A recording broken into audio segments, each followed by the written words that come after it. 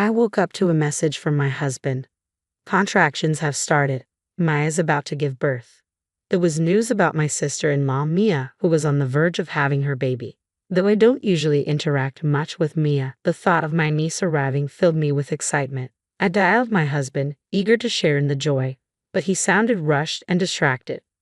"Don't come to the hospital," he said quickly. "What? I'm going to the hospital," I replied. "Why would you say that?" "Just don't come, okay," he said, cutting off the call abruptly.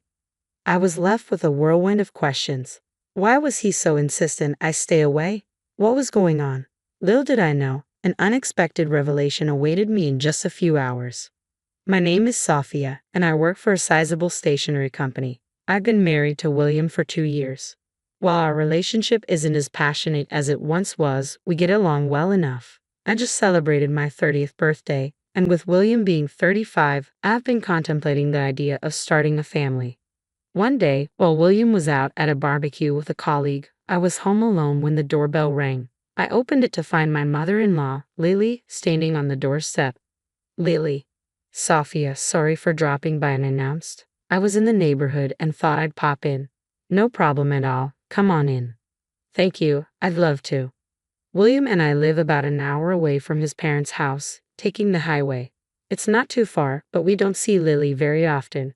Despite the distance, we have the opportunity to visit each other when time allows. Lily would occasionally stop by, like today, while she was out shopping. We might also make trips to see her if our schedules permit. I made coffee and set out some snacks that Lily had brought. After taking a sip, Lily looked pleased and said, "Thank you." "Guess what?" she continued. "Maya told me she's pregnant." "Really? Maya is?" "Yes, it's quite a surprise. Mia, who is William's sister and my sister-in-law, got married a year before us and now lives out of state. She's always so warm and welcoming at family gatherings. Even though she's my sister-in-law, I find her to be a lovely sister. Lately, as I've been thinking more about starting a family, Maya's pregnancy feels particularly relatable. I'm not feeling any jealousy, just genuine happiness for her. Maya and her husband have been married for 3 years now, and it seems like the perfect time for them to have a child, don't you think?"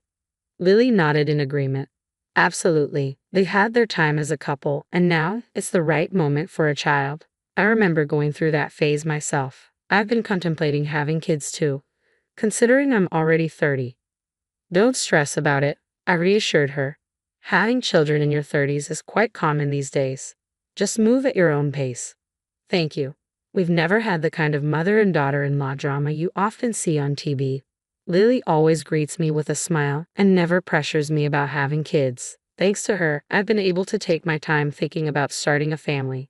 That evening, when William came home from the barbecue, I shared my conversation with Lily. "Hey, William, guess who came by today?" "Lily, and guess what? Maya's pregnant." "Really? Maya is?" "Yeah, can you believe it? We're going to be an aunt and uncle. I wonder if it's going to be a boy or a girl." "Exciting, isn't it?" "It is. It's thrilling to think about." William's face lit up with a smile, clearly thrilled by the news. Although I felt a twinge of unease, I assumed he was just genuinely happy about his sister's pregnancy. At that moment, I hoped this happiness would translate into a serious consideration about starting a family of our own. Feeling encouraged, I voiced my thoughts. "I want a baby too." "What? Oops, sorry, that just slipped out. I'm already 30, and with our ages, it seems like the right time." "Oh right, I hadn't really thought about it." "It's okay, I'm sorry for bringing it up so suddenly." I apologized, and William didn't say much more. I had hoped for a response like, "I want one too," or "I want you to have my child," but those words never came. Perhaps it's understandable that William isn't ready for that step yet. Over the past 6 months, he's been coming home late, working overtime almost every day. I often come home after midnight, and he even works weekends sometimes. With his hectic schedule, it's likely he hasn't had much time to think about starting a family. I took it in stride and decided not to bring up the topic again. 3 months later, William was at work on his day off when Lily called to say she'd be bringing lunch over. "Lily, you didn't have to go to all that trouble." "It's no trouble at all. I was already out shopping nearby and was planning to have a simple lunch by myself, so this is a nice surprise." "I'm glad to hear that." As we enjoyed the lunch Lily had brought, we chatted about various topics. When the conversation shifted to Maya's pregnancy, I decided to ask Lily something that had been on my mind. By the way, do you know the gender of Maya's baby yet? Yes, she told me just 3 days ago. It was the first I'd heard. Oh, so you do know? Yes, it's a girl. A girl? How wonderful. Girls' clothes are so cute, though they can be pricey. But really, what matters most is that the baby is healthy. Absolutely. I'm hoping for a healthy birth for Maya's baby. Let's all look forward to it.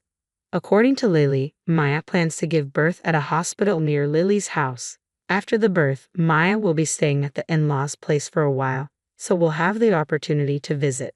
I'll drop by once things have settled down, Lily said with a smile before leaving. 2 weeks later, I found myself working late and didn't get home until after 11 p.m. As I was getting out of the bath, William arrived home. Hey William, you're home late again. Huh? You're just getting out of the bath? Yeah, I had to work late too. That's unusual. Well, since you're here, I wanted to ask you something. What's up? William showed me his phone screen and asked, which one do you think is best? The screen displayed various types of baby cribs. There were so many options, and William's face lit up with excitement as he pointed them out. At that moment, I felt a strange sense of discomfort. If William is looking at baby cribs now, it must be for Mia. While it's not out of the question for him to buy a gift for her, I couldn't help but feel uneasy. William is usually quite frugal, even with me. He keeps my birthday gifts under $100, so it didn't make sense that he was considering a crib for over $500. As William eagerly browsed through the cribs, I cautiously spoke up. Is this crib a gift for Mia? Yeah, it is. She's my sister, after all. I want to do something nice for her. Wouldn't it be better to ask Mia directly? People have their own preferences for sizes and specific features. You're right, I'll check with her. Yeah, that sounds like the best approach. William seemed a bit rushed, and something about his demeanor felt off. From that day forward, my unease about his behavior grew. Whenever he had spare time, he was on the phone researching baby items, not just typical baby clothes, but expensive items like baby baths, strollers, and car seats. Normally, these decisions are made by the parents-to-be, so I couldn't understand why William was so focused on researching them. It left me feeling puzzled. One day, William came home with a shopping bag from a well-known baby clothing store. "Tada!" he exclaimed, excitedly pulling out the newly purchased clothes. "Sophia, check this out. Isn't it adorable? It is really cute, but it's for a boy, right?" Huh? What do you mean? William had bought a onesie with dinosaur illustrations, clearly intended for a boy. While kids can wear whatever they like, giving a gift meant for the opposite gender could come off as thoughtless. When I pointed this out, William quickly tried to cover his tracks. Okay, I know Maya is having a girl. Why did you say it like you didn't know? No, I did know. I just thought this was cute. William quickly shoved the baby clothes back into the bag and left the living room. Isn't this a gift for Mia? Then why didn't he just give it to her?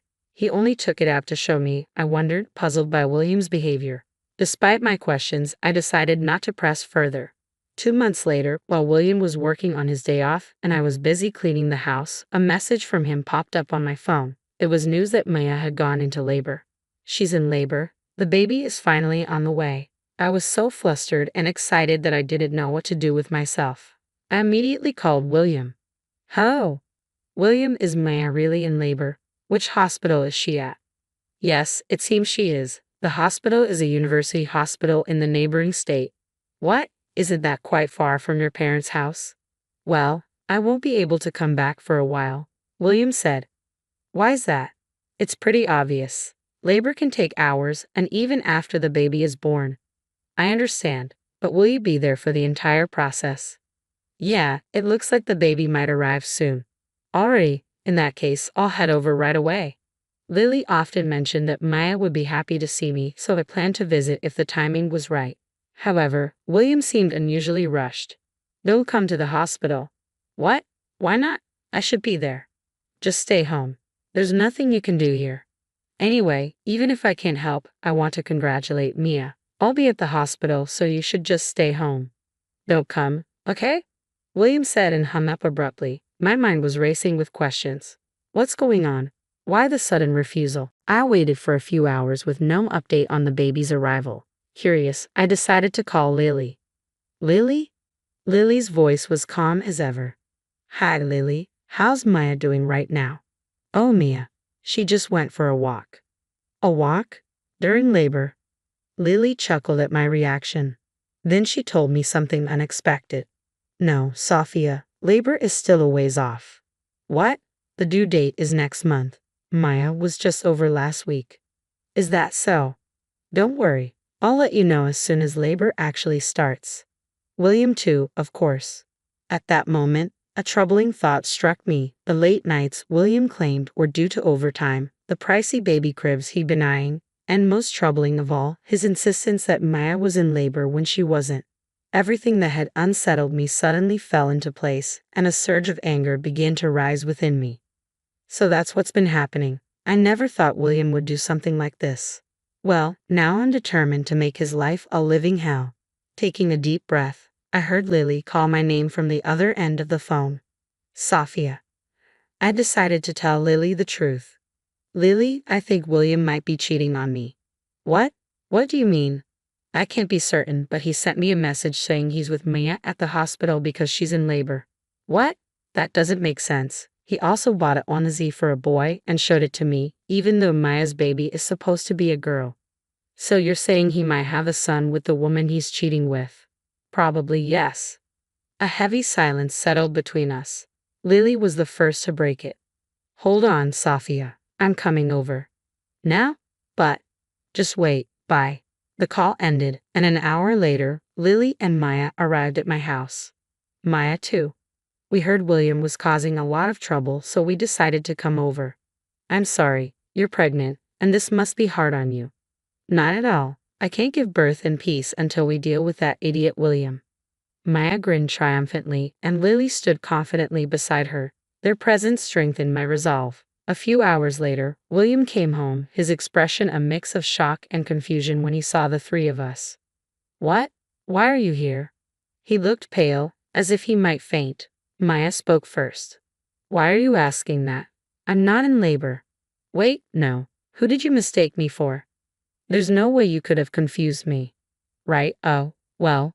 Maya quickly grabbed William's phone and started scrolling through the photos. They were all of a woman who had just given birth, holding a newborn.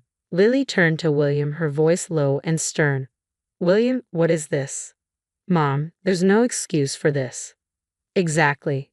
If you try to brush this off as a misunderstanding, I'll call this woman right now. Please don't. I haven't told her I'm married. How much trouble do you have to cause before you're satisfied? William's face turned ashen, and he trembled. I handed him the prepared divorce papers. Send these now. I'll get in touch later about the alimony. Wait, Sophia, I don't want to get a divorce. Don't joke with me. You have a child with another woman, and you think we can stay together?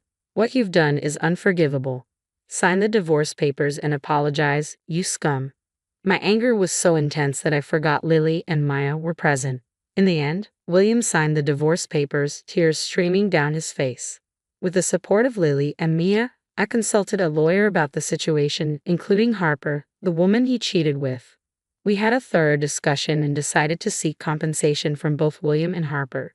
Since Harper was unaware of William's marriage, she had half of her compensation covered by him. Additionally, Harper demanded child support from William. He had even proposed remarriage, but she flatly rejected him, saying, "Just pay the money, you scum. It's all his fault. Serves you right." I still maintain a close relationship with Lily and the others. Maya has safely given birth, and I recently gave her a baby gift. During that visit, Maya said, "Even though you've cut ties with that idiot William, you're still Sophia, and this child is still your niece." Her kindness meant the world to me. If Lily and Maya hadn't shown up that day, things might not have resolved so smoothly. With deep gratitude, I'm committed to slowly repaying their kindness.